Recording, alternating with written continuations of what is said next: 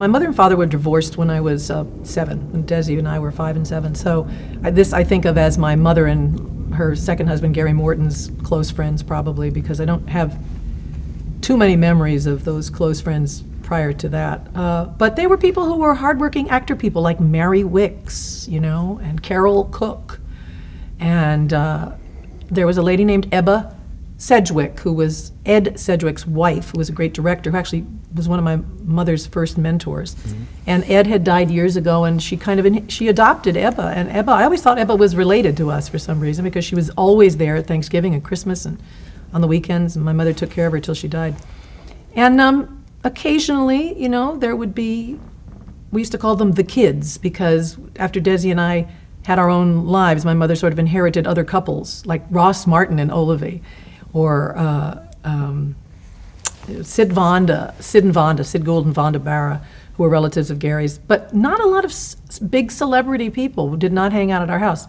We have a party every now and then. I can remember 1 or 2 really amazing parties that I sort of snuck down and sat at the top of the stairs and listened to, like the Jan Murrays and Don Rickles and Milton Berle, Bob Hope, having one of those evenings because Gary was a stand-up comic and he knew all these really funny people.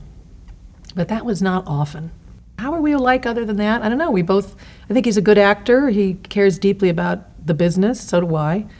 And we share a great love of Mexico. We go down to Baja a lot together in the house that my father built.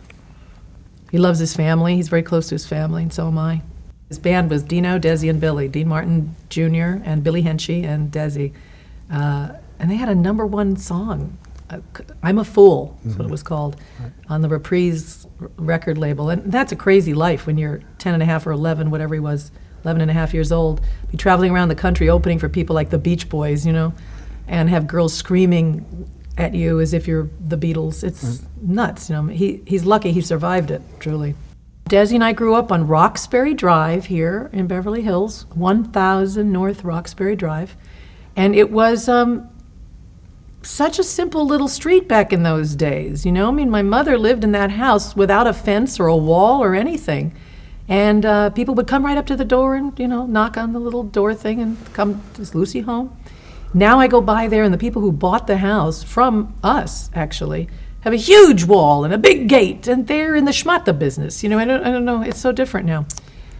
Anyway, it was a simple time with the hardworking people in the neighborhood, like Hal March lived down the street, Jimmy Stewart lived next door, Jack Benny lived on the other side, Rosie Clooney and Ira Gershwin, but there was also Alice Brittingham, and the other normal people who did not have show business lives around, and we used to sell lemonade and toot, little trinkets in front of the house. I would clean out my room, or my mother's room on a good day, go through the wastepaper basket, and sell lipstick, pieces of Kleenex. I actually was the first inventor of eBay, now that I think of it.